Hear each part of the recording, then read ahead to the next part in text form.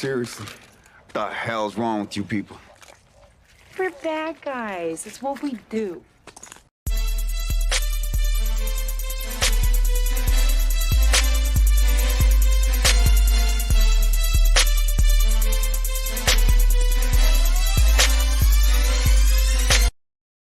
Hey, what's up, everybody? What's up, Jeffrey?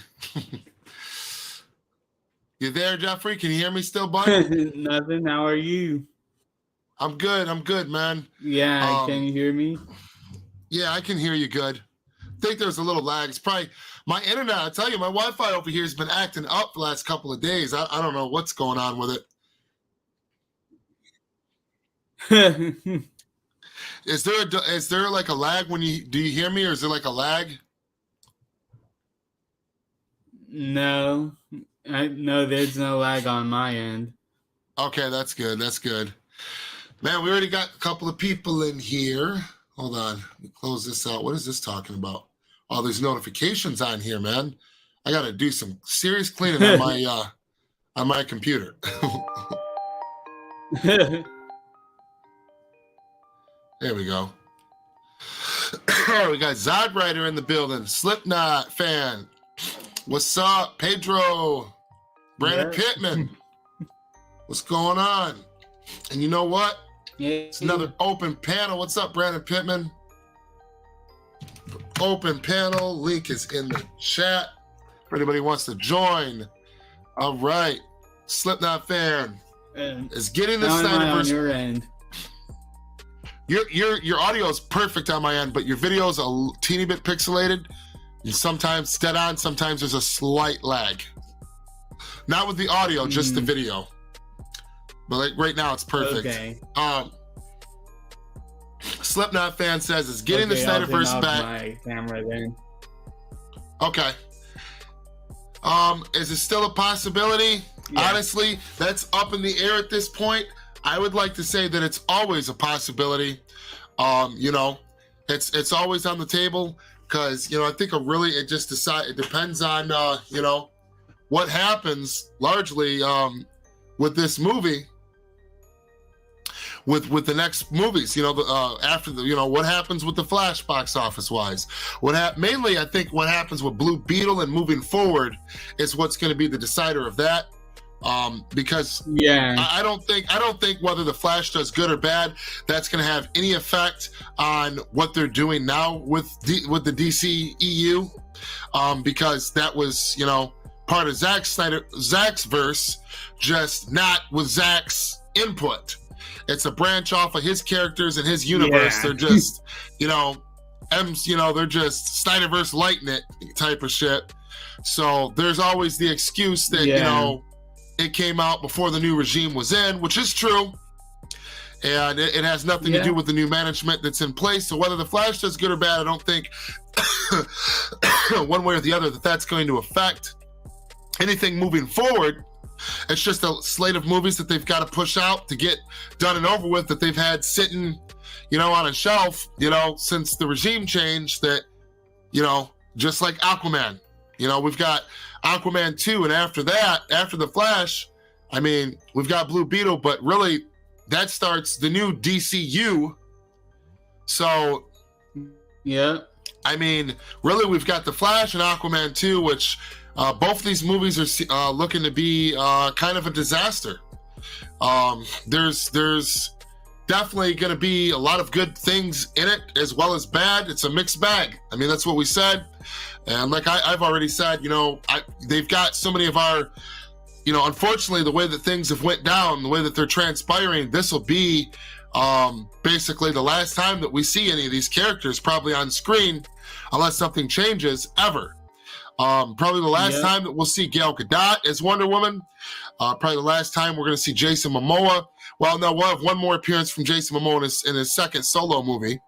But last time we're going to see Batfleck, Ezra as Flash, Zod, Michael Shannon, Feora, Jeremy Irons as Alfred.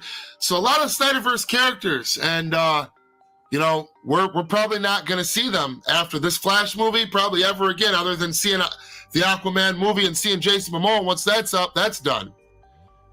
You know, and they've already pretty much all but confirmed that Ben Affleck's scenes that he shot for the Aquaman 2, The Lost Kingdom, have been removed again.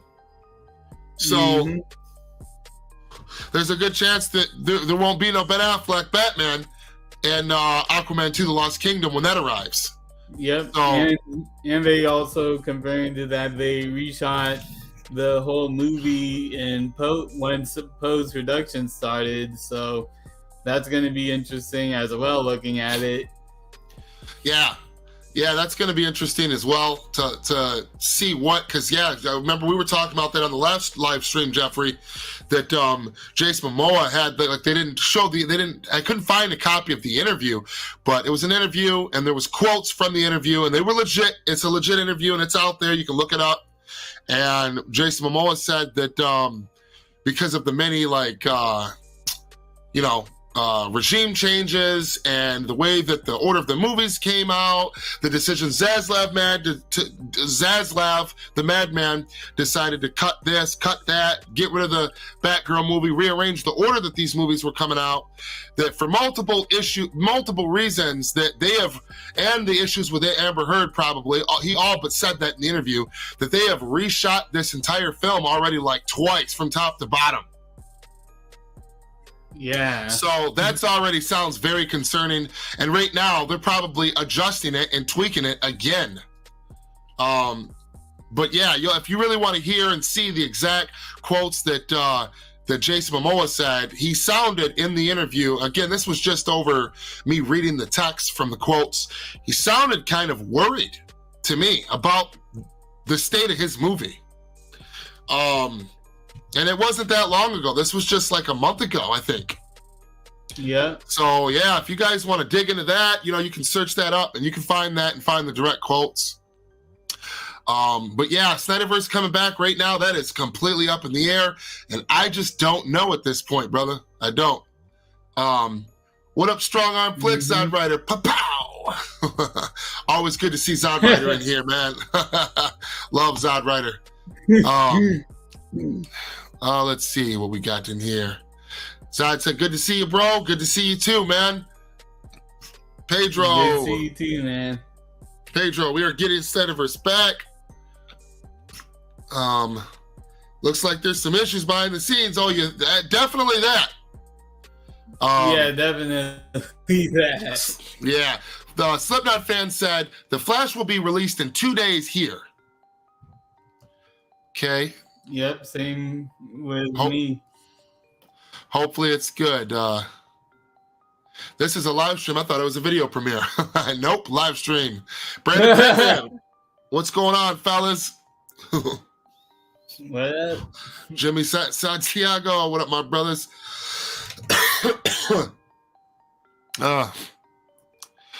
Brandon Pittman said, I'm just a little bit busy. I'm going to sit back and listen, but I'm going to get back on when I'm done. Right on. So anyway, guys. First thing first, let's check out a couple of clips from Ezra Miller showing up to the red carpet premiere of The Flash. Let's check that out real quick. Couple of short clips. Let's see what's going on with that.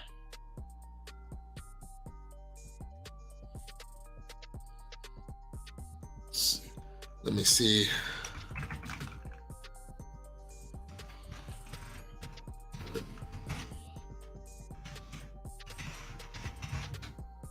So what we got here.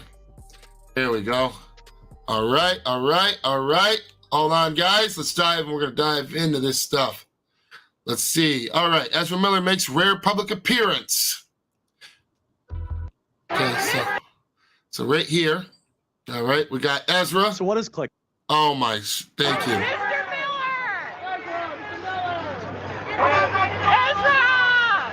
Miller! Ezra! This lady, man. He's looking sharp. He's all got his hair all done up. He's looking sharp, dressed up all sharp. He's seems like he's been through some shit though. I don't know what happened, what personal tragedy or what it was that happened, somebody passing or something happened to somebody in his life and he went nuts for a while and That's when we seen all of what's up, Zod? What's up, gentlemen?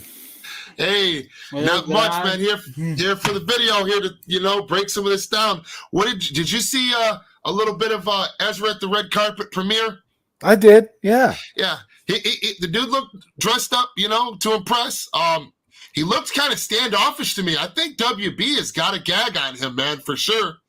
Well, I think it was just nice to see Ezra at the premiere. Yes, because here's the thing: it's the Flash movie, and what people are, I think, where people are making their mistake is they're once again convicting the guy of crimes he was never convicted of. Yes. My problem is if you actually look at the stuff that he was actually, that he got in trouble for, the stuff that he actually went to court for, that stuff is really no big deal. No, it's not. I'm actually at the point where I'm so sick and tired of seeing people, judging this person for things that they don't know anything about. If he really did all these things, and if they really did all of these things, then you could say, well, would there not have been more serious repercussions? I mean, this is, and also the whole thing with me is, guys, you guys already know, you got to separate the art from the artist. You just gotta do that. I mean, how many actors have been involved in controversial, actors and actresses for that matter, controversial events and things that have, quite a lot of them. Look at. I mean, I'm gonna say it right now. Look at Robert Downey Jr. He's the perfect example of somebody who was at the bottom of the barrel and literally rose from the ashes and rebuilt his career from the ground up. Right. So and with Robert Downey Jr., until they get some, who was it? Well, one of the directors went out on a limb for him to get him back out of the dumps, so to speak, and put him on with that Iron Man movie. That's what restarted his career, because he was in and out of jail and his sobriety. He was couldn't stay sober and had all kinds of legal issues going on back in the day.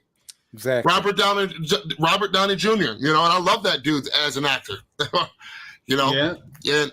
But yeah, I thought it was interesting though that I think it's interesting that if you've noticed too, Zod Writer, it's the biggest influencers though, primarily on social media, YouTube, or whatever it may be, that keep running with this narrative as if he is convicted of these things, like it's a fact.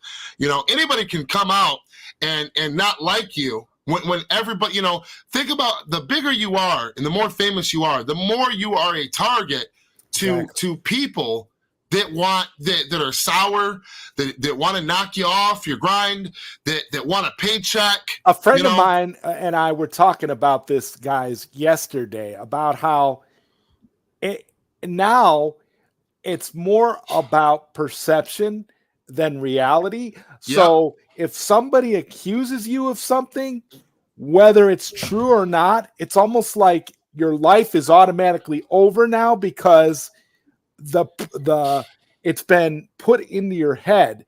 It's been put into people's heads that this is a possibility. So even if you're innocent, and even if you didn't do it, or it's all fake, or it's all lies, the perception is there that, hey, this guy could be this way. And of course, because of the natural negative nature of a good number of people, you're always going to have people that are going to automatically assume the worst about somebody.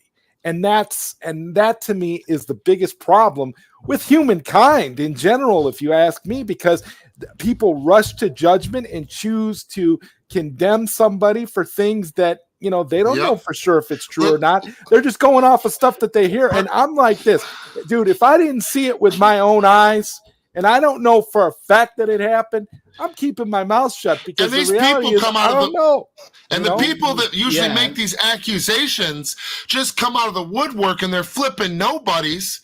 You know, and so their moral compass is questionable already, because nobody knows them shit from Shinola other than their accusation. And then after their accusation, you never hear from or about them ever again. You know, and it's like, did we not learn anything from the Johnny Depp and Amber Turd fucking debacle? Like, from the, you know, everything that happened there, you know, did we not learn, like, the public, like, that fucking case went on and was viral for like 2 years or more. And in the end, 90% of the, 98% of the accusations were false. You know, I mean, he didn't do anything that we didn't already know about Johnny Depp. The dude likes to smoke. The dude likes to drink. He likes to smoke his weed, and sometimes he likes to pop him a pill or two. You know, everybody knows that about Johnny Depp. That's not groundbreaking news. Like, that's really the only thing that they could prove. Other than that, everything else just fell at the wayside. There was no concrete evidence, and it got dismissed in court. It was, you know, but look at how it almost completely destroyed his career, and how hard he had to fight to get it back. And now Johnny Depp's talking and saying, like, you know, Disney's trying to get him back now, but he's like basically giving Disney the middle finger. So there goes the Pirates franchise from here moving forward. They just got to move the Brinks truck over to his house, dump all that money on his lawn, and there'll be some changes. And this is the funny thing too. This is the funny thing too. I don't know if you guys caught the news of this, but you want to know what Johnny Depp did with that $1 million that he got from that lawsuit? He gave it away to charity. He literally gave $1 million to charity. That's the kind of dude that he is. I mean, you know. Well, he doesn't need it. Well, yeah, he doesn't need it, but you know, he's got a history too. Yeah, he doesn't over the years of showing up at hospitals to little kids, you know, that are sick and visiting with them and making their dreams come true and donating. Like, this is something that Johnny Depp does. It's just they don't put that all over the news every time he does a good deed. I mean, you know, but that's not surprising to me neither, you know. But at the same time, yeah, like Zod said, you know, it's not like he's hurting for cash neither. That's for sure. But yeah. Let me there's Ben Affleck. So look, we got Annie Muschietti, there's Ben, you know, Sasha Kaye, you know, even Daddy Zaslav and showed up here. I seen one of the videos from a different angle. Zaslav is there somewhere. I don't know if they'll show it in here. Did you guys see how when they were talking to Ben Affleck, you could see J-Lo in the corner waiting for him? I'm telling you, Ben Affleck is the real life Bruce. Ben Affleck's the real life Bruce Wayne, bro.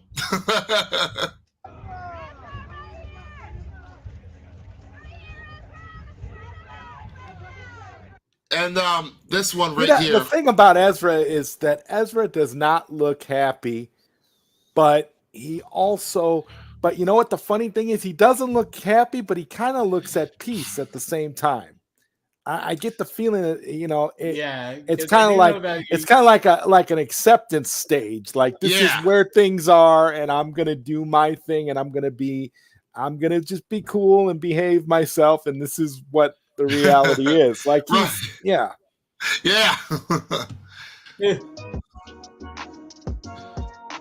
Yeah, see right there. I don't know why they keep bringing up legal issues but I was trying to find the one where here it is.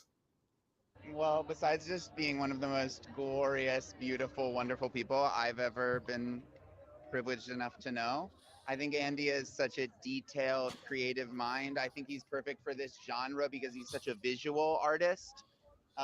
Similar to Zack Snyder, who brought me into this whole world, Andy is another director like that who's almost like a comic book visionary. He has his own really detailed, really sophisticated approach.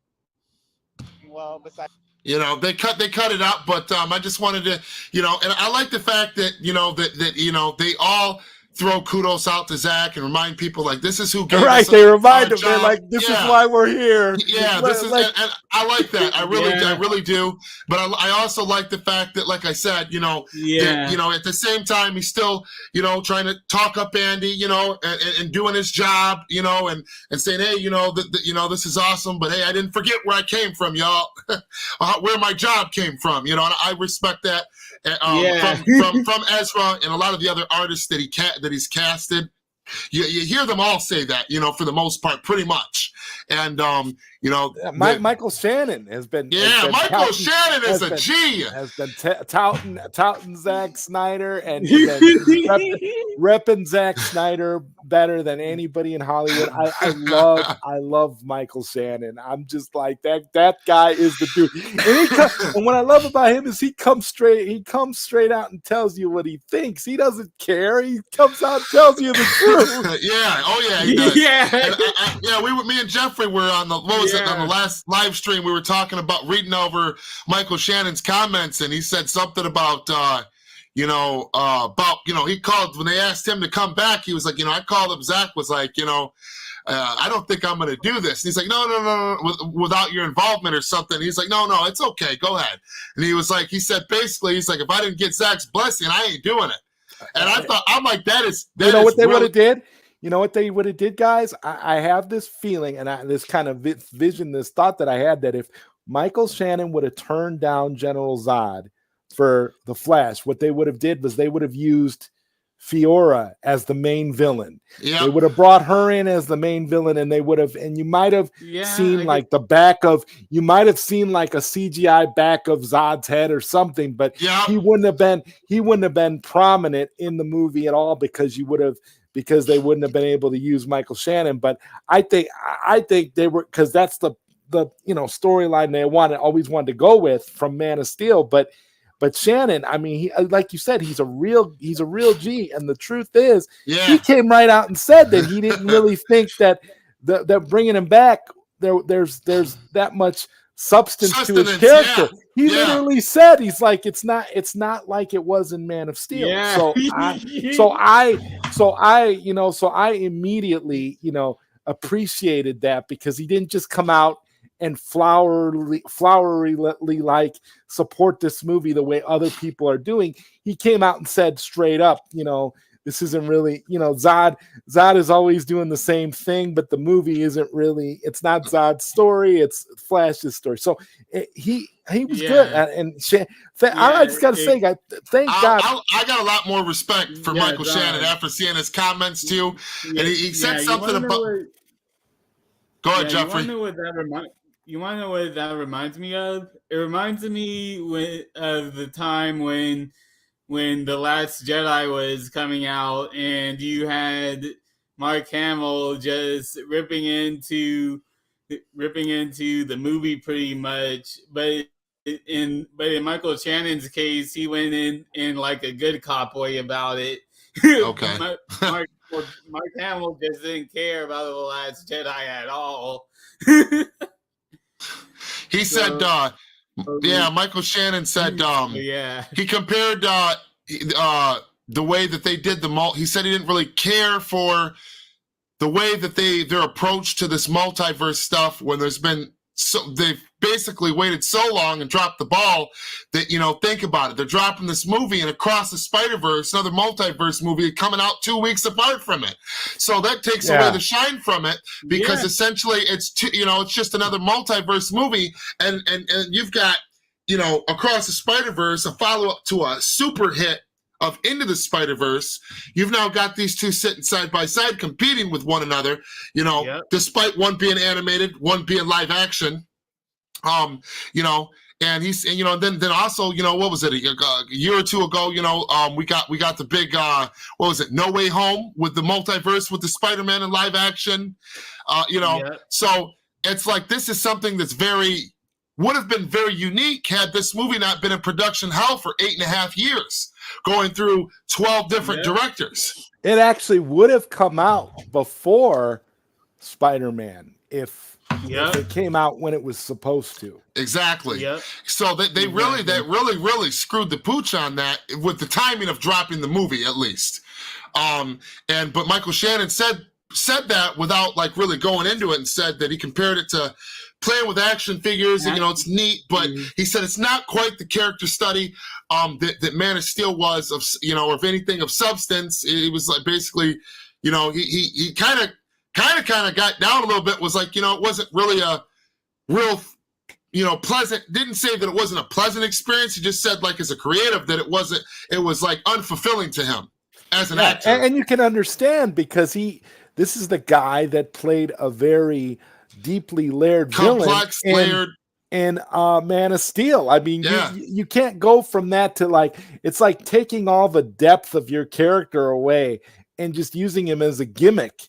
And it sort of comes off that way. Like when he used the example of the action figures, that's what I got from it. And I was like, well, yeah, because, you get a bunch of action figures of all these different heroes and you play with these characters, and it's a multiverse thing. Cause like it makes perfect sense.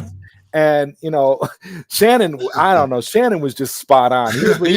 He's my favorite of all of them when it comes to talking about these movies, because he's so honest. Like, yeah, and did you guys see? And look, this is what I want to state real quick, Zod, about my stance. Like I said, on this Flash movie, I've been waiting to see a live action Flash movie for quite some time. And I do like Ezra Miller as the Flash. And I know that, the old regime had a heavy hand in this movie, but despite all of that, we've got multiple Snyderverse characters in this movie. Despite whether this movie is going to be dog shit or not, unfortunately, especially with the state of things now, with this being basically the last DCEU movie, or second to last, this will probably be the last time that we will see Ben Affleck as Batman, Ezra as the Flash, Jeremy Irons as Alfred, Feyora and Zod from Man of Steel, which is Michael Shannon as Zod, and Aquaman, he's got a small cameo. Gal Gadot is Wonder Woman. All these characters are in this movie and then some, but them are the ones that I'm here for. I'm really torn somewhere down the middle with this movie, but I'm gonna go see it. Whether it's dog shit, whether it's not, that's not Ezra's fault.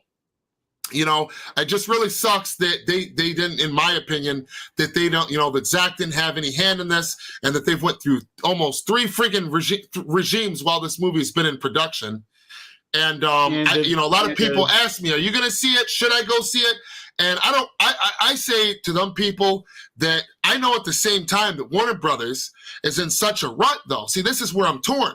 Because part of me wants them to burn like they've been doing.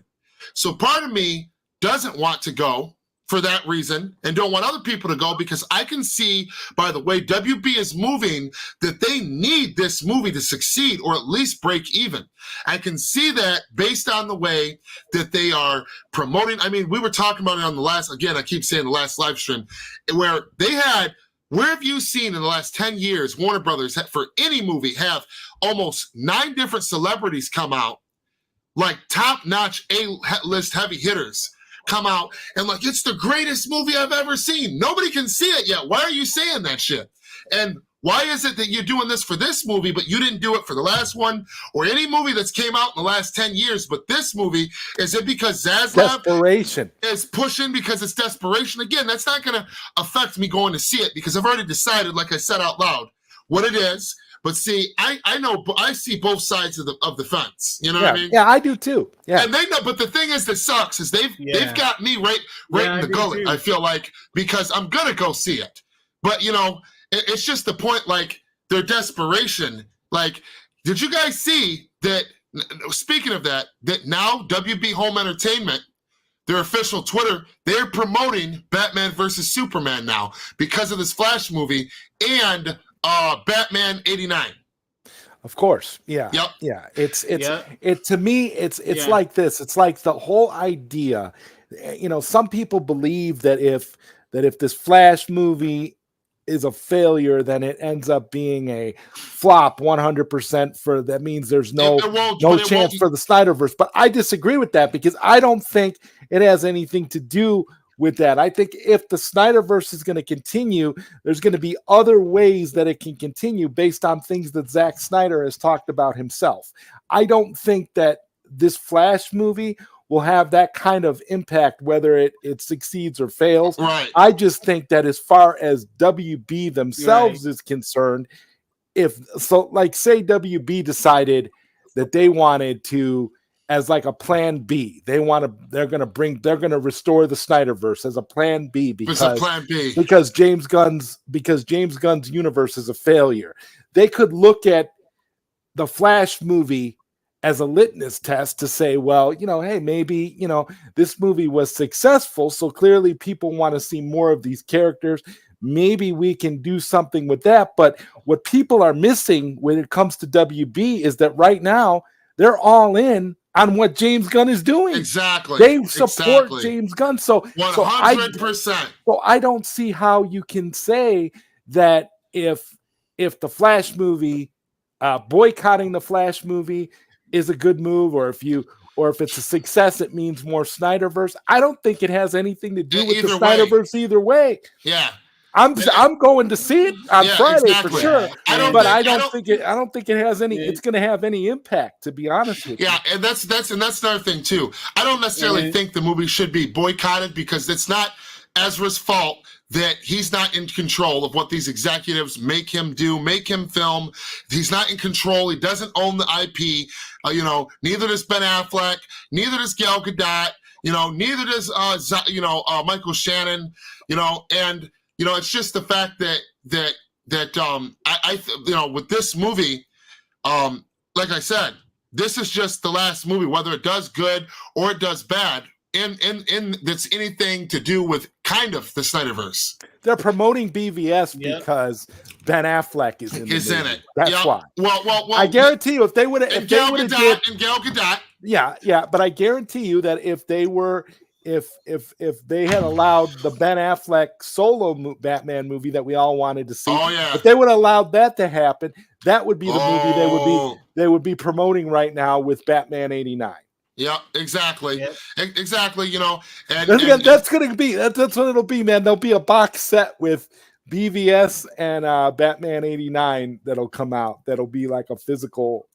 That's because they did the same thing with Man of Steel and Black Adam because Cavill had that little cameo. Yeah. But I just think that, like I said, it really hits me the wrong way seeing this account after all these years, especially regular Warner Brothers Home Entertainment, which they're the people that we had they're the dirty ones. I mean, WBD is a whole different kind of new regime. Plus, we got Mike DeLuca and Pam Abdi up there, who are like the biggest Zack Snyder supporters you can have. So if anything, there's more of and this is what a lot of these boycotters and people that are so against everything don't realize. Pam Abdi and Mike DeLuca being at WB right now is the best chance we have. Exactly. If we ever want to see anything else with Zack Snyder at Warner Brothers in the future, I don't think is going to happen. I think they're going to facilitate some sort of third party deal that's going to allow that. Eventually, that's what I believe too. But I 100% agree with you, Zod Ryder, on that. But I also. I also know that there's at least two snakes that are still there within the company, removed from power, but they're in there and they're pushing paper or brooms somewhere in that company, and there's still a little kickback in that company, and plus Zaslav is all in with Gunn. They think that he's going to be the savior. So right now, the biggest guy in there wants to go run with Gunn, right? And then you've got Pamela Abdi and Mike DeLuca there, but there's still other sources there. There's other parties there. So there's a way that this can happen, but it's still not cut and dry like a guarantee. Yeah, exactly. And that's really the thing about this. I just think that it really pisses me off that they're promoting BVS now after all these years. And they're only, but the thing is that this is what makes me think that they're worried. Grab. Because they're like, all right, well, you know what? Now we want you Snyderverse fans too. Now we want you diehards. Now we want all of you. We want you too. Now we do. Come see this movie because every movie has been fucked. And that's the thing about this whole thing. Like my whole thing about this in the lead up to the Flash was I was going to watch it from the beginning, just like you, but my thing is I'm in a more kind of wait and see what happens kind of thing, where I am going to watch it eventually. Like I'm not going to go into it day one as some people are saying that they're going to do, but it just seems like I'll watch it when I'll watch it type of mood, if you get what I mean. Right. Integrity 101 said, "Yep, I've been waiting for the Flash." And really, that's show like, 1990. Really, go ahead, Jeffrey. And really, that's the thing too. There's actually something very interesting. Like I didn't find this out until someone actually brought it up to me on Twitter. They apparently Tim Burton didn't have any input on the Batman, on the Flash as well. Like apparently this doesn't take place after the Batman Returns or Batman 89. Apparently this is its own Keaton universe, not in Tim Burton movies. If that makes any sense, which to me it doesn't. Well, yeah, I've heard conflicting stuff on that. I've actually heard that it is, but it can be. It just depends on how you interpret it. It's a multiverse. It's a multiverse, but it just depends on what. Yeah, like for example, like a good example, Jeffrey, would be this whole thing with George Clooney. There's people online saying that, George Clooney replaced Ben Affleck as the Snyderverse Batman. And it's like, no, George Clooney didn't replace Ben Affleck.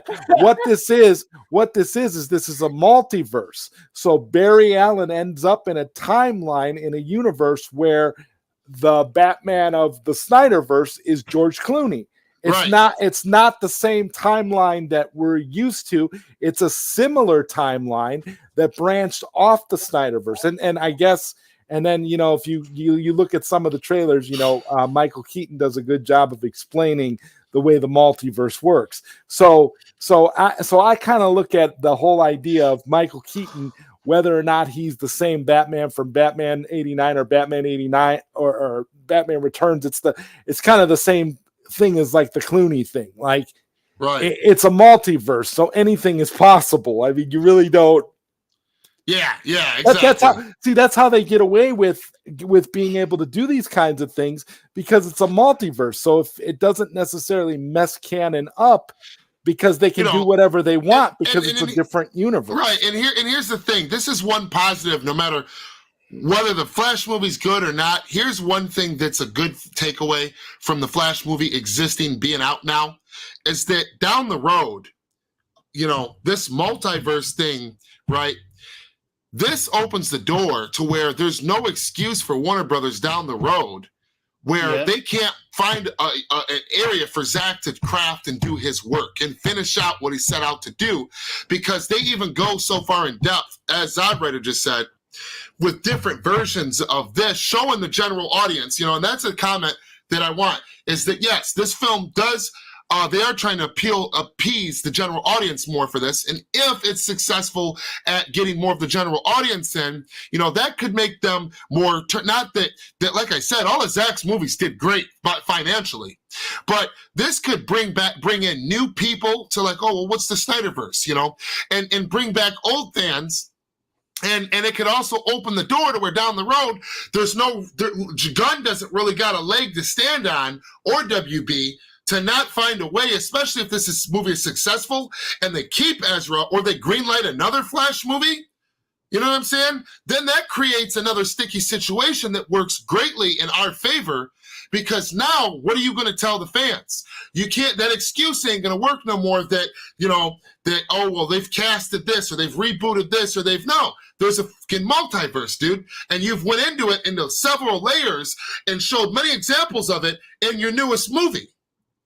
And let's not forget that it was Zack Snyder who brought the multiverse into live action in Zack Snyder's Justice League. Yeah, and only in Zack Snyder's Justice League.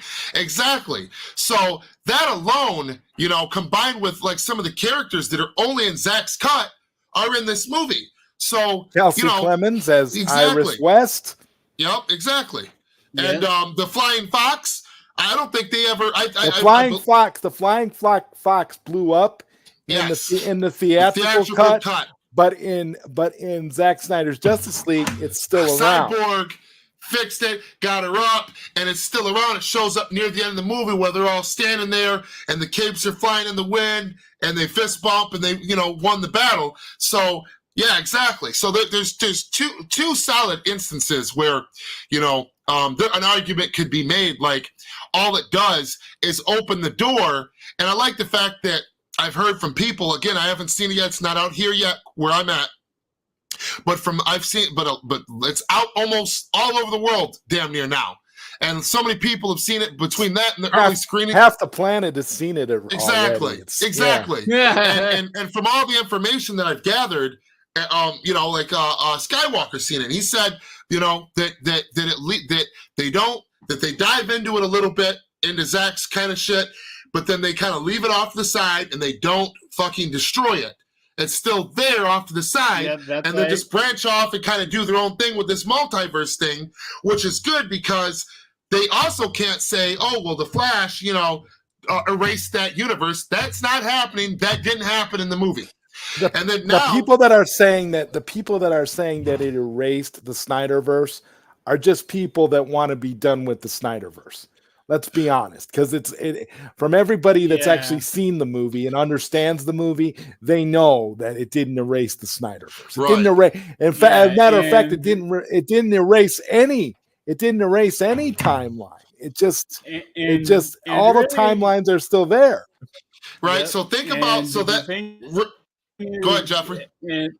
And this is the other thing too. Like I want you could simply debunk that whole destroying a universe thing, because when has the Flash ever destroyed a universe? Like, forget the whole multiverse thing, but the only time that a universe has ever been destroyed in comics like that is Crisis on Infinite. Crisis. Yep. I wasn't sure on that, Zod, but yeah, that's what I was just gonna say that. But from what I heard, it's pretty much like he pivots away from the Snyderverse to do its own thing. That's what I heard too. Which is fine, because that's the best case scenario. That's why I don't understand. Like I said, we already know that what we're dealing with. We know the good, the bad, the ugly, the okay. We knew what we were getting. I mean, we knew what we were getting before this movie dropped. Yeah, we already knew that they cut out Henry Cavill. We knew that already, so we're fine. Yeah, they do show him in one scene, apparently, that I heard, and I think it was leaked online, but it's not. You know how that is. They show him like on TV saving a city and his laser vision and he's flying, but it's from the back, and it would be CGI anyway with him up in the air flying doing his Superman shit. But they did it in a neat way to where it wasn't so in your face, blatantly disrespectful with a body double or the head cut off. So there's that. I mean, take that as you will. I mean, obviously we want Henry Cavill in the movie. That's bullshit, but but I still think that this is a best case scenario with this movie coming out, because you guys think about the regime that was in charge when they made this thing. Apparently the original ending was the original ending for the Flash was that the Snyderverse was destroyed. Like, that was the original ending, apparently. Yeah, and that's what we all heard. Yeah, that's what we all heard too. But my takeaway is, we got the movies here, right? It doesn't rewrite or destroy the Snyderverse. It acknowledges it, puts it off to the side, does its own thing. That's a good thing. Moving forward after this movie, for the people that are still hoping for the Snyderverse to return, that's a win. Take that how you will, okay? Yep. Then you think about the fact that if you don't go see this, and this is the end, and things go south down the road, this will be your last chance to see Ben suited up as Batfleck, Gale, Ezra, Zod, Feyora, Jeremy Irons, them are all Zack's characters from Zack's movies. So that's a win, the fact that many of them are in the movie. You know what I'm saying? Regardless. And then you take into consideration, too, that in this movie, that the fact that moving forward, this multiverse and the way that they go about it, there's no excuse for them moving forward if shit goes south with their new plans, or even if it doesn't go south, that at some point they can't double back around down the road and let Zack do his thing off to the side. Because they show multiple instances in this movie of the multiverse, what that looks like, how there's this many different Batmen. There's Batmen in the Snyderverse that aren't supposed to be there. There's this many versions of Flash. There's the old school DC from back all the way to 89, all the way till now. There's really no way around this now in the future to give the fans the middle finger other than to just acknowledge that they're being pig-headed. They really have, with the way that Muschietti has done this with this movie, or the old regime or whatever, they've really set it up in a way to where this kind of works in our favor, whether the movie's for you or not. This works in your favor if you're hoping for the Snyderverse one day to have the possibility of ever returning. And I think that flies over a lot of people's head. Does that mean that you need to go out and praise the movie? No. Does that mean that if you don't want to see it, don't see it? But I'm not going to tell nobody, don't go see the movie. I'm not, because I'm going to go see it just because if it is, if this is the end and things don't work out down the road, this will be my last theatrical experience to see the characters that I love on the big screen from the Snyderverse, And like I said, but it just makes it, I get where some of the people are coming from because they're still sore with WB. And to be honest with you, I am too. And it doesn't help seeing them market this so hard, knowing that they need money from this, and now seeing them wanting to promote Zack shit because this movie's out. That kind of that kind of rubs me the wrong way. It'd be different had things not played out for the many years that it did, and they chose to make the decisions and mishandle things the way that they have. I would feel differently. I would be like, oh, hell yeah, that's, I'd feel a lot different about them promoting Zack's content, because any promotion of Zack's content from the Snyderverse is good promotion, right? Yeah, and that's the thing, too, about the whole desperation thing. Like, I really do truly believe that, because I was just curious about someone told me that Warner Brothers Discovery was doing very bad money wise, and he showed me their net worth, and this was a few days ago, so it's pretty recent. The last update of their net worth was $28 million. So, on paper that sounds pretty good, but at the same time you have Netflix that has a net worth of $132 million right now. So really right now Netflix is worth more than WB right now, and that really is bad for them. That really is bad. See, and that's another thing too with the people that hate on the hashtag sell Zack Snyder's JL to Netflix. That that say, oh, it can't happen, or they can't afford to do that.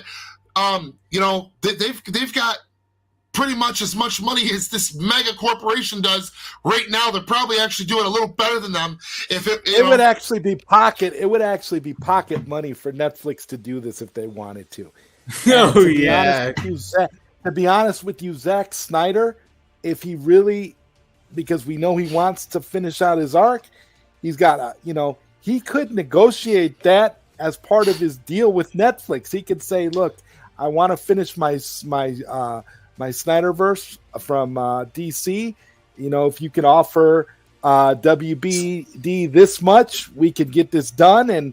And plus, think about it. He's got Mike DeLuca and Pam Abdi up there at WB. Yeah, exactly. Wants Zack Snyder to succeed. I'm telling you right now, the Cell movement has the best chance now than ever before. Especially right now, specifically because of the fact that Zaslav's made it very clear that they have 100% faith and they are pushing full steam ahead with Gunn. Yeah, and we know what Gunn's plans are. So, but I want to double down off of what Zodwriter said about Mike DeLuca, because this is something that I just found today that I thought was interesting that I seen on the web.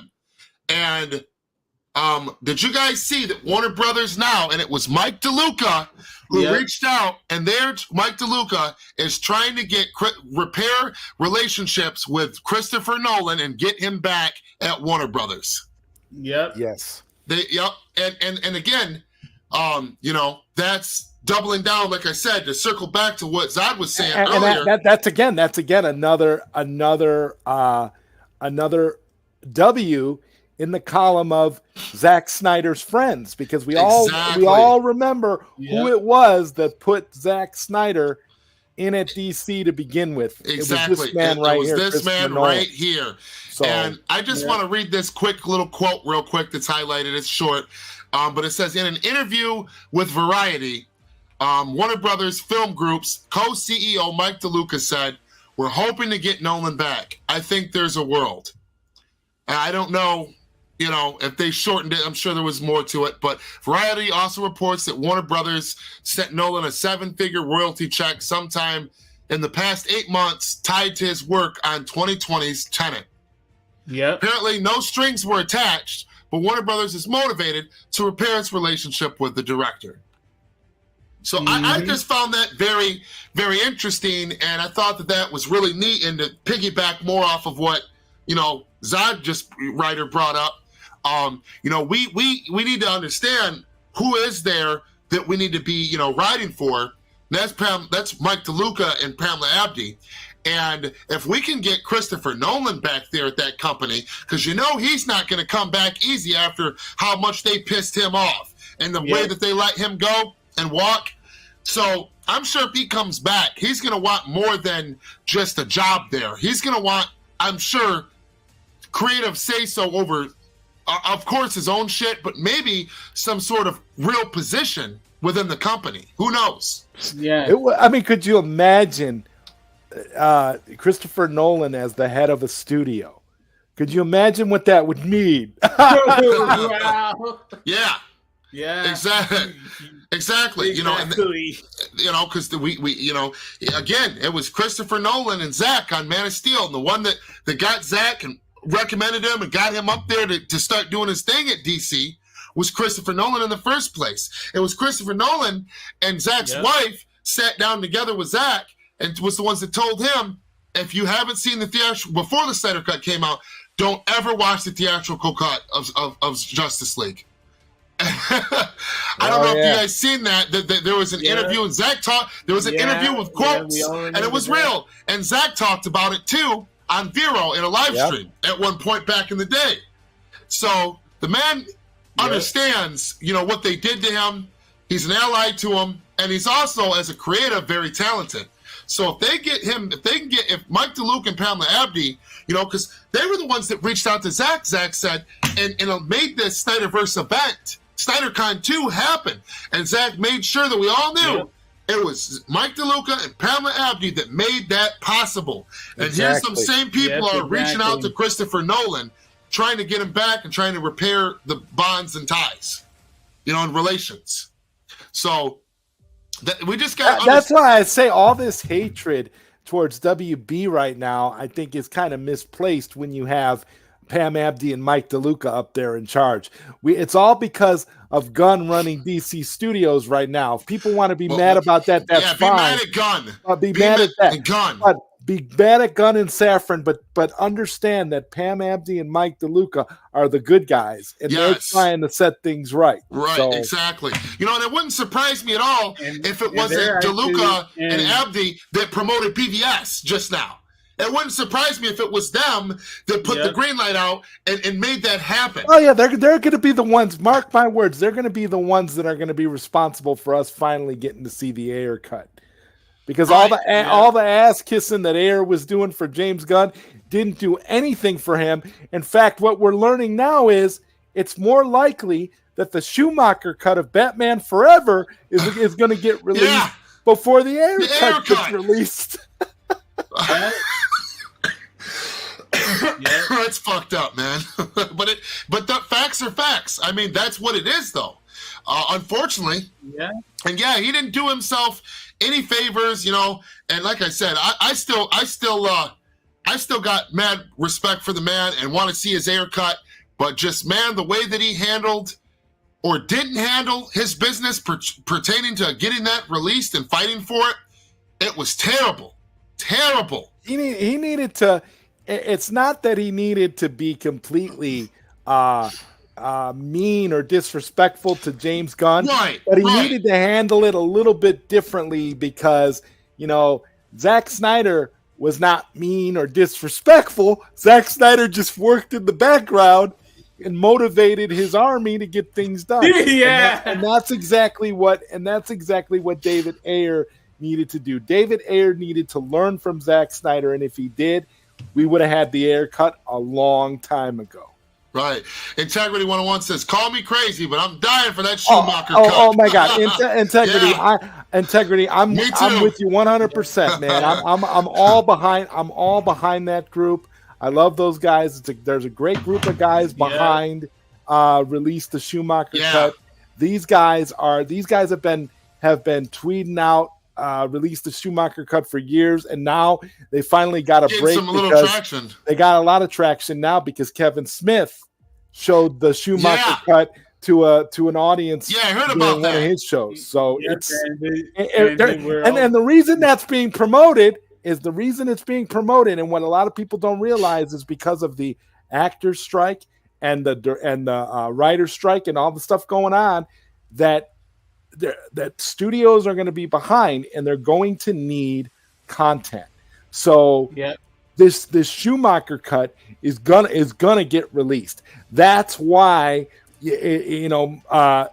Kevin Smith is allowed to go out there on social media and be talking about it the way that he is because it's gonna get released. They don't start talking about it like that unless it's about to get released. So I would say it's going to get released this year.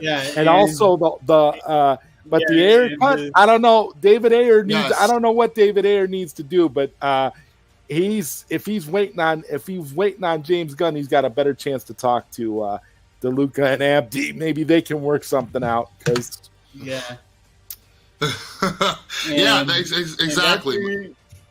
And that's really the interesting thing because Kevin Smith, who has seen the Schumacher cut, did say that he's going to talk about it. Now the thing is, that got me really excited because it's like, wait, he can actually talk about the Schumacher cut a little bit. So because that means that one, the Mike DeLuca and Pam Abdi would have had to given him the Schumacher cut and said, yeah, you can talk about the Schumacher cut if you want. And so that means that he has the green light to talk about it. So something is definitely going on behind the scenes over there. Absolutely. When it comes to the Schumacher cut. And this is something from Frank C.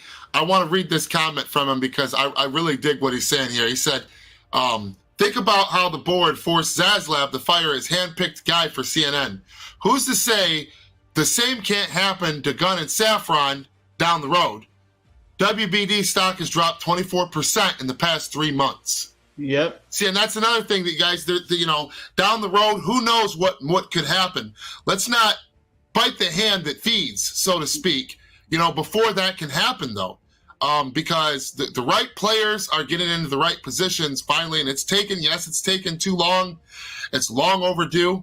But, we need to know who's, I just want people to know who's writing, for us and who we have to thank for SnyderCon 2 and probably, the Nolan coming back and most likely the promotion of BVS on the official Warner Brothers Entertainment homepage, which has been the biggest hater since the Snyder Cut wasn't even a thing yet.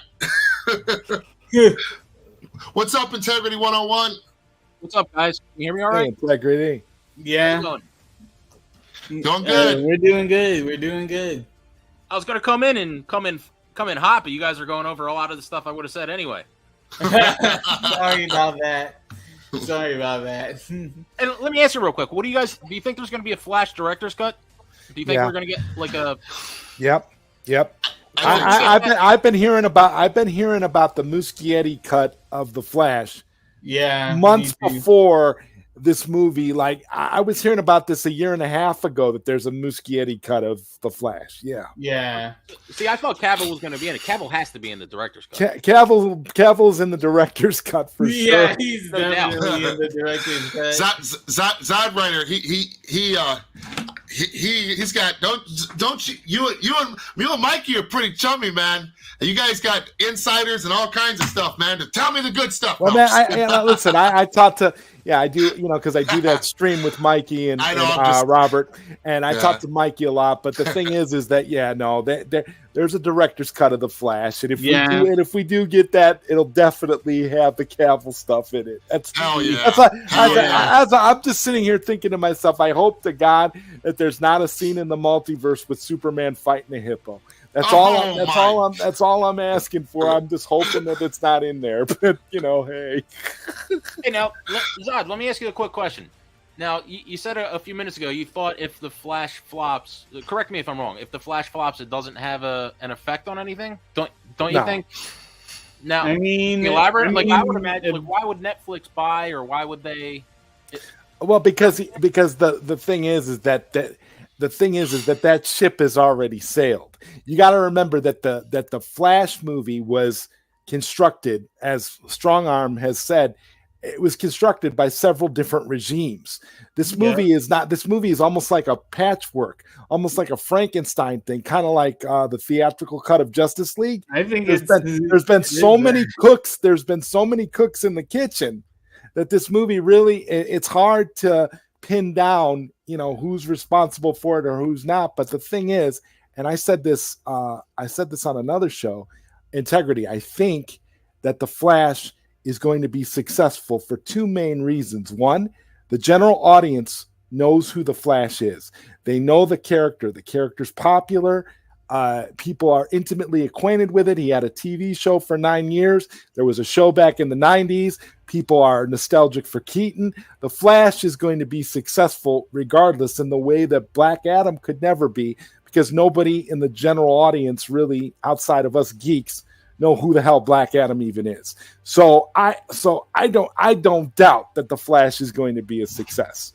But I just don't think that it failing would really do anything to the chances of the Snyderverse, because the Snyderverse is a separate thing, even though these characters are multiversally connected to the Snyderverse. Yeah, I mean, see, I understand it's kind of a Justice League situation again with all the that's sort of what you're saying, right? But I still kind of thought if the general audience doesn't, I mean, I think the general audience is going to come out. But I don't really have a pulse. I don't really have a feel on the pulse of the whole Twitter thing and the Snyder fans boycotting. I really hope fans aren't.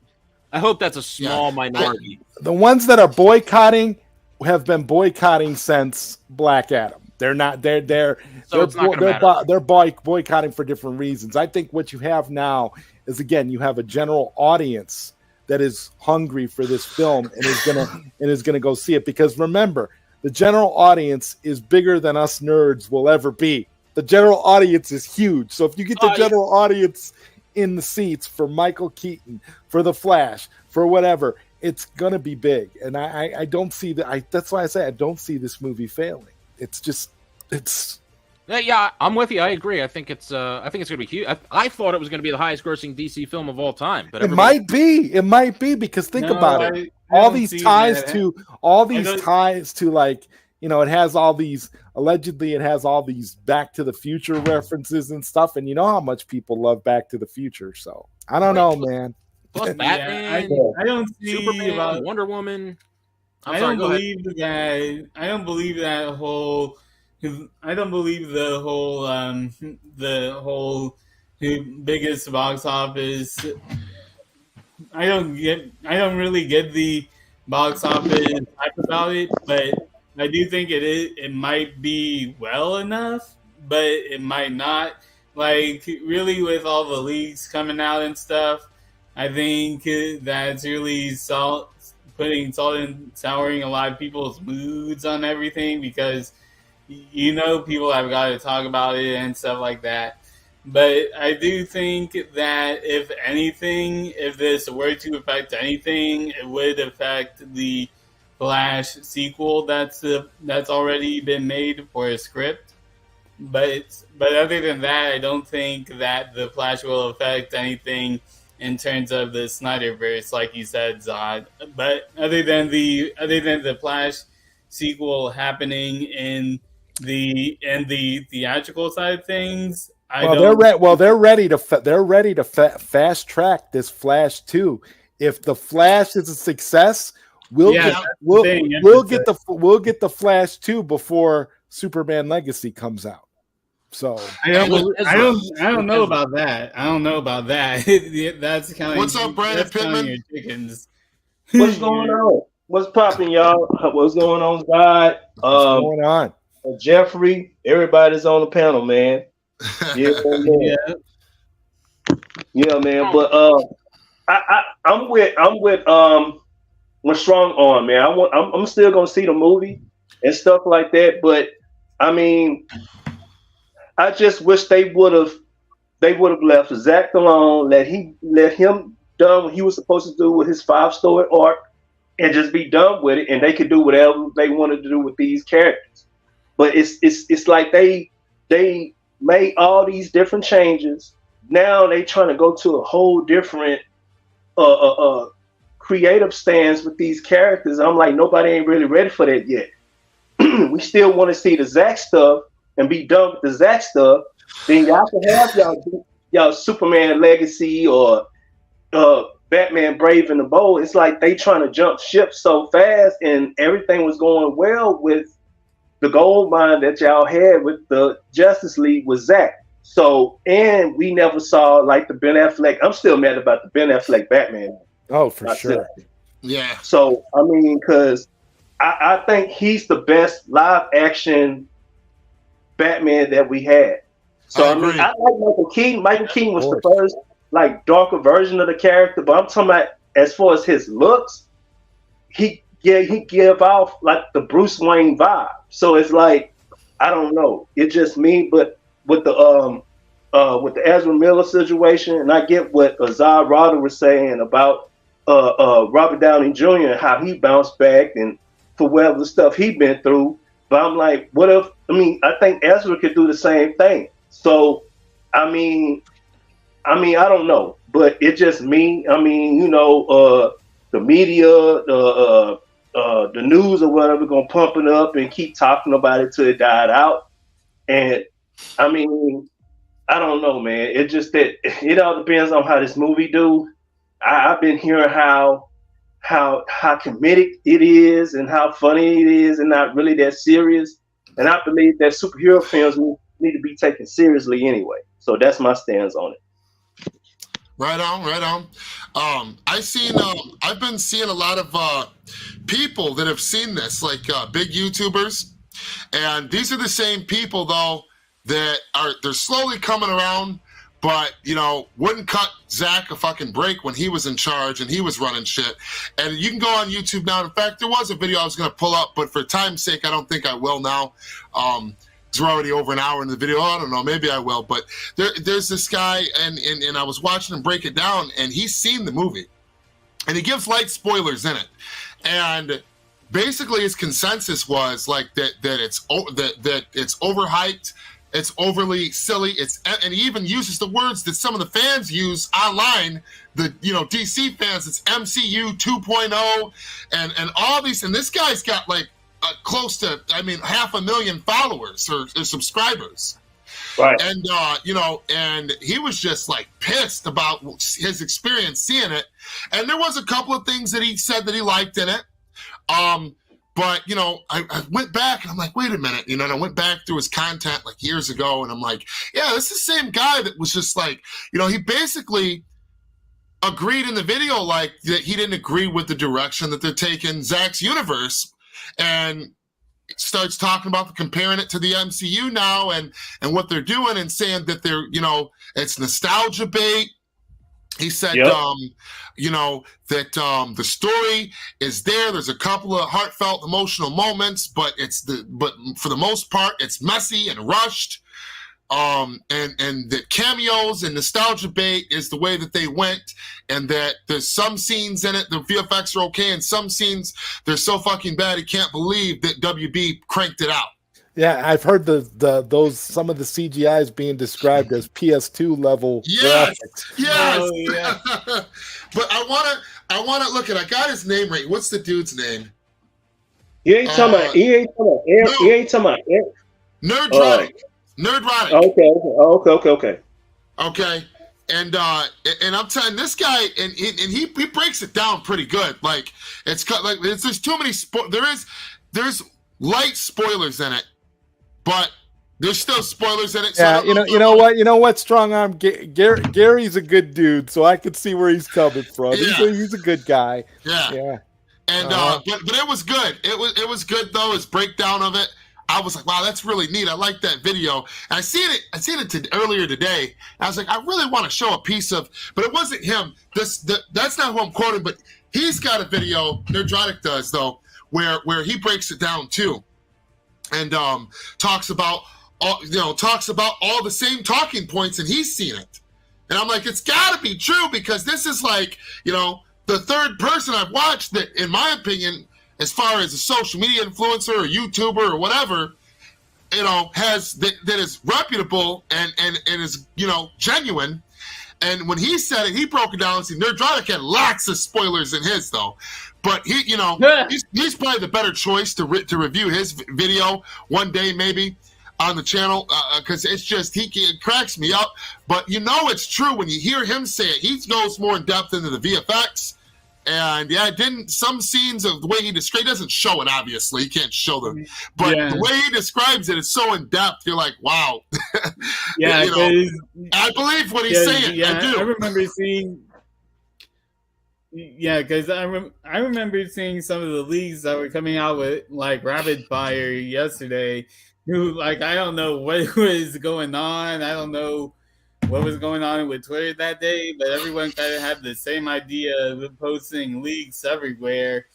And yeah, the leaks that were shown, the CGI was really awful. Like it was really awful, especially a certain one that happened. I don't know. I'm not going to tell you what it is, but there's like one specific one where you see two people, and it was just awful. Okay, I'm going to say okay, but I heard that Sasha Kaye was really good, but she just had a short screen time in the movie. Yeah. Oh yeah, I did hear That's that. what I heard too. I feel bad for her because I saw an interview that she did when she talked about when the interviewer asked her who was her favorite Batman, and she was like, she pretty much said Ben Affleck. So I'm like, that's when I'm like, oh, okay, well, I'm probably going to end up following you just because you saying that. You know what I'm saying? If she would have said Michael Keaton, I'm like, I don't know, fam. Oh, no, fam. But what I'm saying is that I do kind of feel sorry for what I heard, because I'm like, it was a lot of hype, but it was like when she got picked to play Supergirl, they did like a whole like little video, and it was a lot of emotions with it. With the director show her like the suit and the symbol and all, like it was gonna really be a big deal. Like she was gonna have like a lot of screen time. And I'm like, that's just I just hope that if Zach gonna finish his story or whatever, he's gonna put Supergirl in there. I wouldn't mind him having her in there because I want to see what she brought to the table as far as what she gonna do with the Flash film. I mean, because although I wish she was a blonde, but that's just me nitpicking on some comic book thing. But I still would like to see more of her. If from what I heard, that she did pretty good, but she just had a short screen time. I haven't heard one person say one bad thing about Sasha.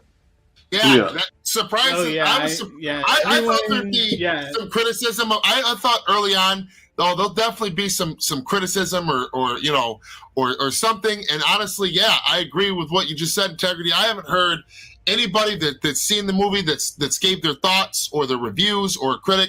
If anything, people have been saying that they want to see her with Henry Cavill. That's how good of a job she does. They want to see her. Exactly. That's what I was trying to say, God. That's exactly what I was trying to say. You put the words out of my mouth, man. Because I'm like, if she did that good, then we need to see her with I don't even call him Henry. I call him Clark Kent. We need to see him with Kent, man. For real. Yeah. I mean, that would be an interesting team up on screen. And that's the thing is, too, like, when we were going to get, because of Mike DeLuca and Pamela Abdi, at one point we were going to get, before the firing of Cavill, Man of Steel 2, with Brainiac as the villain. And it makes you wonder, was that an idea? Or wouldn't that have been perfect to have her show up then at some point, and at the end of the movie, the two of them team up and take on Brainiac in this massive, over-the-top fight, and Cavill can finally, be that Superman that he was evolving and turning into, and show more of that classic Superman while also staying true to his iteration, and release that raw power, a matured, aged-up Superman. Remember, allegedly, Henry Cavill had scenes with Sasha Calle at the end of this movie. Initially. Oh yeah, that's right. Initially, they had scenes together. Yeah. So no, that was cut. I believe all that was cut. Correct. Yep. Release the Muschietti cut. Yeah. Right. Yep. I don't think there even needs to be a release that, because I believe they're gonna they'll drop it just because of how hard, again, and I have to state this, like, if you guys think about it, when's the last 10 years you've seen Warner Brothers go this hard on marketing and promoting a movie, period? BVS. That was it. BVS. Right? I don't even think BVS. They went. I mean, they went pretty hard with BVS too. They didn't go hard enough with BVS. They had cold feet when it came to BVS before it came out. Once the critic reviews came out, when the movie was out, in the middle of it being in theatrical, they lost their goal and they just backed all the way out. Yeah, remember they cut it. Its theatrical run by 2 whole weeks. Yeah, and it still made almost $1 billion. Yeah, I just wish that that Christopher Nolan would have had control of like the Fleet, the first 2 films that Zach did. If he would have had control of that, then it wouldn't. I think that it would have been, that movie would have been $1 billion movie, in my opinion. Right. Yeah. Once Christopher Nolan's protection was what Christopher Nolan protected Zach during Man of Steel, because studio was trying to meddle with Zach during Man of Steel, and Christopher Nolan stepped in, stopped them from doing that. But Christopher Nolan wasn't there for BVS. Zach was on his own, and the studio ran over him. And then they ran over him even more the third time around. Yeah, obviously, which we all know about. But and that reminds me too of a comment that Zach said in an interview a long time ago about when he was filming Man of Steel, and he said something about one of the executives was there one day dicking around, right, while they're filming Man of Steel. And he said something about Superman's spaceship, right? And he said something about, he said, well, wait, we can't he's like, well, where's Superman's spaceship? We can't do this. He was like, dude, it just blew up on Krypton. Like, the last scene, you were here. and like, it was just funny. It was like a joke the way that Zach said it. And it's like, that's how fucking out of touch with reality at the time, the execs that were trying to meddle, that they were already trying to close in like vultures. Well, Nolan was there, but they couldn't. Nolan was like, get back, get back, keeping them at bay, because they were on some stupid shit, saying stupid shit. They don't, and it lets you know, like, you don't even know, like, and then he basically, the guy wanted him to do some shit, and he was like, dude, do you not know, like, Superman's, like, backstory? Or, yeah. like Zach's like, I was confused. He said, everybody there paused and tried not to laugh or get angry, and Zach just stopped and calmly said, like, his ship blew up on Krypton, like, the last set that we did. You were there. You were totally here. What movie were you watching? like, and then, yeah. I'd have to, like I said. There's a fun multiverse joke you can make there. Like, did they go to another universe and watch another version of Man of Steel, or that didn't happen? And brought in another Zach that did what they wanted, or something Neo like that. Sevens, what up? He said, "Studio execs are accountants, not creatives." Yeah, man, the execs, all they worry about is that's actually pretty true.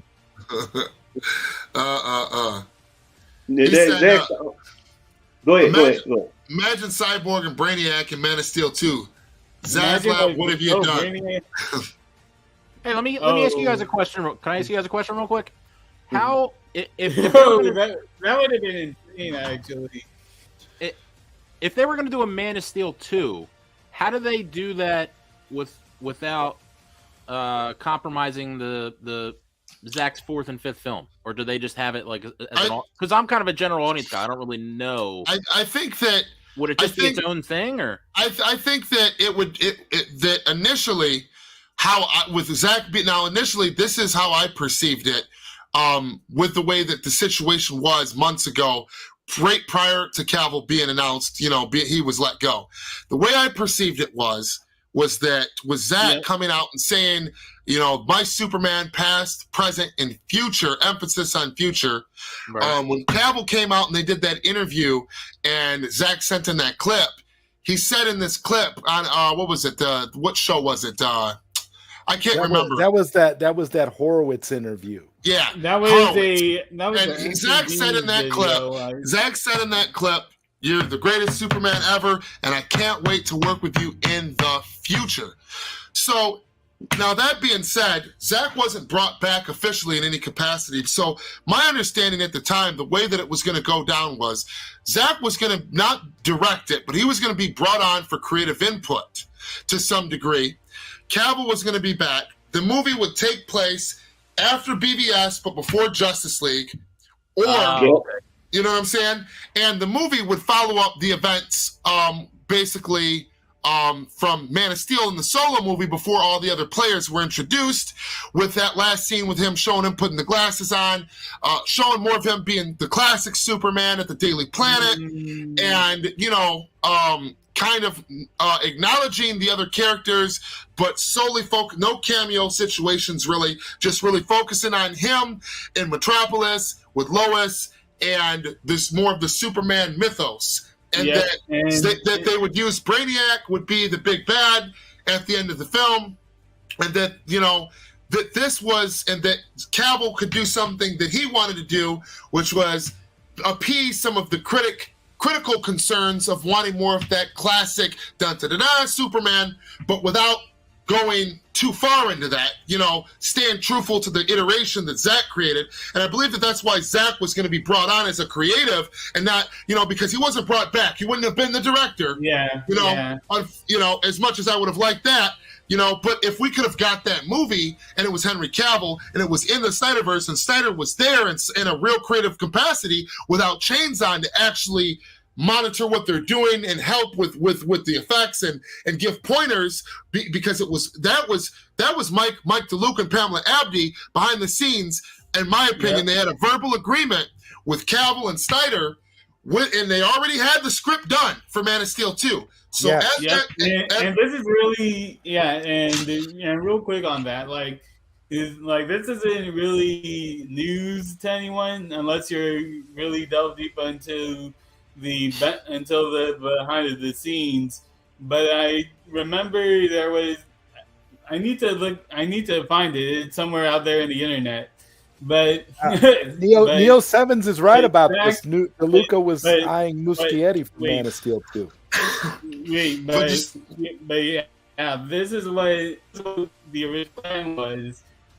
This was the plan. The original plan was for Man of Steel to take place right after. The plan was for Man of Steel to originally take place the second after Man of Steel ends. Man of Steel 2 was supposed to take place right as Lois says to Clark, "Welcome to the planet." And the original plan was to have Brainiac be the main villain and he would bring back all of the Kryptonians that were in the Phantom Zone. So that was really going to be like the primary conflict with Brainiac and bringing back the Kryptonians that were put back into the Phantom Zone, and it would be more focusing on Clark journalisting it up, as people would call it, and see how he creates the Clark Kent persona. So Man of Steel 2 would be in that 18 months before BVS, right? Yes. Yeah. Okay. All right. Yep. Yep, exactly. I apologize. Yeah, I couldn't remember if it was supposed to pick up. I couldn't remember until you just reminded me, Jeffrey, if it was supposed to technically pick up right after BVS or after Man of Steel. Yeah, but either way. Directly like Jeffrey said, directly after Man of Steel. Yes. Okay. Oh, all right. They can still do that. Yeah, well, I mean, the thing is, though, is that there was no reason why they couldn't do that. Even now, because the DCU is going to be something completely different, and it's going to be a total. Well, as we know now, it might not be a total reboot. I mean, the thing is so messy. But as soon as James Gunn decided that he's making a Superman movie, that was a conflict of interest to put out another to have his Superman movie compete with Henry Cavill's, because they've come out within a year apiece from each other, because they were on the verge of trying to fast track Man of Steel 2. And until it fell apart. So if they would have fast tracked it, right, and it would have came out, and Gunn would have been damn near done filming his Superman Legacy. And at that point, there's no Flash movie. They still didn't consider Zack's Justice League canon with it mentioning the multiverse. So, and these executives are brain dead, a lot of them, So for whatever reason, they saw, in my opinion, they saw that as a threat, and they just pulled the plug on it and was like, we're going with a whole different Superman. Then they announced Gunn being in power, and then we know how the rest went. Cavill had to, got let go. So things played out the way they played out, unfortunately. Is anyone here excited for Superman Legacy? I'm not at all. Nope. I'm not at all. Not at all. No. I will not. I'm sorry. I will not be going to see it. The way that they handled the situation with Cavill alone, I will not be going to see Superman in trunks. I'm not going to be going to see MCU 3.0 Superman in any capacity. And every reason why they casted somebody else has fell to smithereens and been blown to shreds, because he's not casting a younger actor. James Gunn's debunked himself about 3 times. Basically, he just wants to, do his own thing and write, direct. He wants to basically put himself on the map and try to be the maestro and be a superstar. And he's just taking the opportunity that dumbass Zaslav has given him, and he's trying to run with it. And he don't care about what he does, to the universe or how the fans feel. He basically is confident that all of his, MCU fans will slide over here, and that's pretty much what DC Films has been chasing since 2014 is chasing the MCU's money. They want the MCU's fans. They want the MCU's movies. They want to be them. So that's so foolish. Yep, and that's really and plus the MCU ain't really doing too good right now anyway. I mean, right, they even renamed the DCU DCU. MCU DCU. I mean, come on, how on the nose do you got to be? And here's the funny thing with that right now, which is Secret Invasion that's gonna come out next week. Like, really, I think that's going to be very interesting with how, especially when I heard that the writers were trying to go into that Winter Soldier type tone that they had going on, which really I'm even more excited for that, because personally, when it comes to the MCU, the Captain America, the Winter Soldier is really my favorite MCU movie. So really, I can't wait to see what they're going to do with Secret Invasion. And it does seem like that's going to be a very serious and dark tone. A lot of people who saw the first 2 episodes aren't liking it because it's humorless. So take that as you will. But yeah, I personally can't wait for Secret Invasion and seeing what they're doing with that show. Yeah, I mean, I don't even want to go see the Batman Brave and the Bold, because like how strong Arm feel about Superman, the way he did Superman, I feel the same way the way he did Ben Affleck. Yep.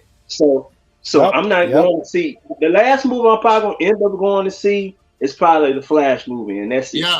Yeah. Because and the thing is too, I keep forgetting that Blue Beetle is supposed to come out in August. Like you don't really see. That's another Shazam level flop. I'm telling you, another Shazam 2 level flop will be Blue Beetle, and Aquaman 2 is going to flop hard as well. Both of those. Yep.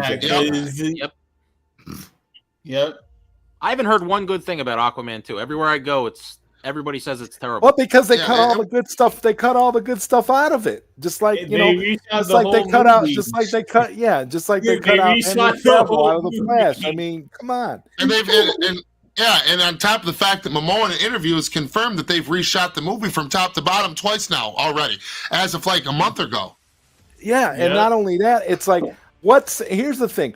What sense does it make to have The Flash, which is a multiverse movie, be the next movie that we see, and then you still got 2 additional movies coming after that? Wouldn't it have made more sense for Blue Beetle and Aquaman 2 to come out first, and then have The Flash come out at the end, since Flash feels more like a finale, so to speak? Like, wouldn't that have made more sense? I don't understand. Exactly. I don't get it. It's just, it's just the way that, like I said, the way that they've done things. That's why I said people that I already know that the Flash is a mixed bag. And, and like I said, I don't want to persuade people either way. I just want people to know, how I feel about it. You know what I mean? We've known what kind of a bag we're getting with this. And like I said, this unfortunately, if things do go south, I mean, I'm faithful and still hopeful that at some point down the line, that Zach will be able to continue his work, whether that be the Cell movement or, Gunn and DeLuca and Abdi find some way to do it, because I don't think that DeLuca and Abdi would have greenlit that SnyderCon 2 and Zach would have ran that the way that he did with the takeaway was a restore message. Now, granted, we've had no clarity on what the hell he was hinting at, and he said that he would break it down sometime after SnyderCon 2, but still is yet to do so.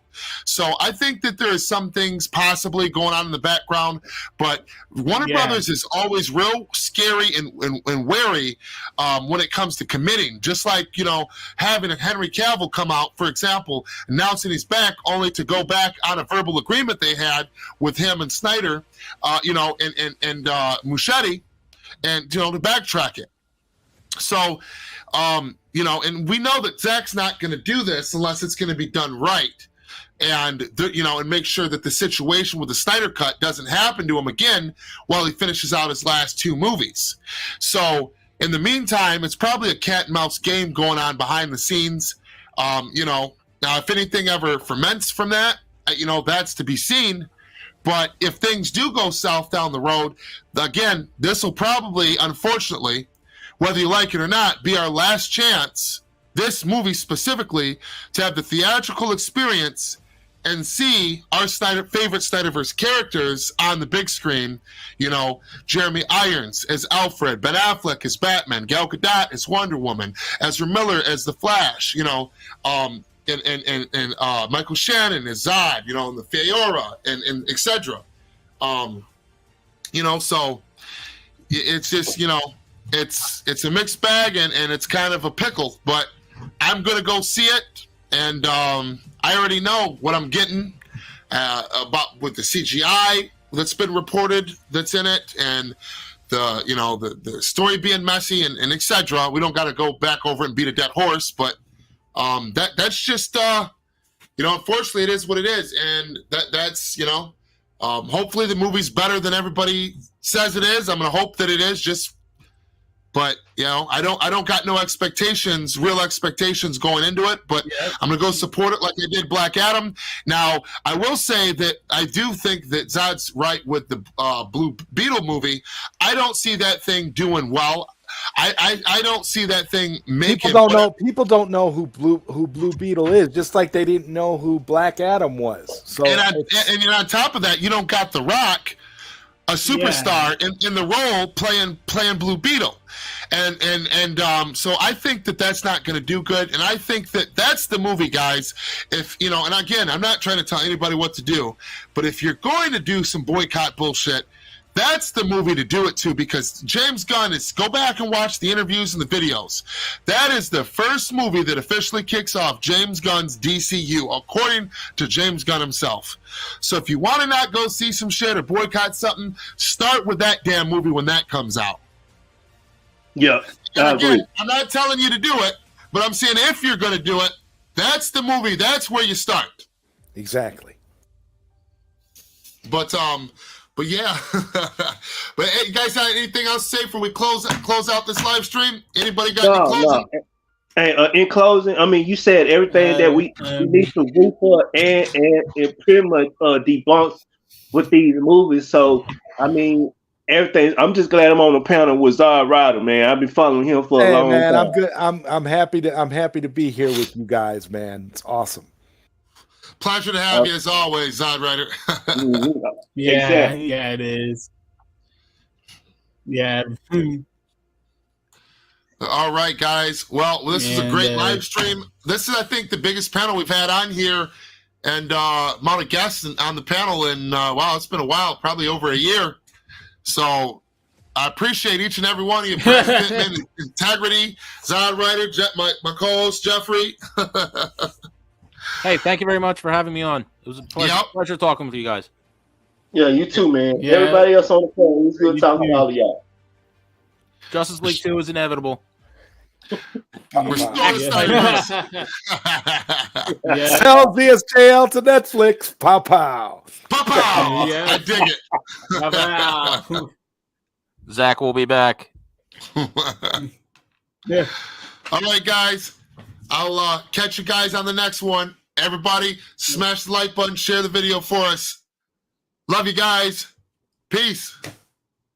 Peace.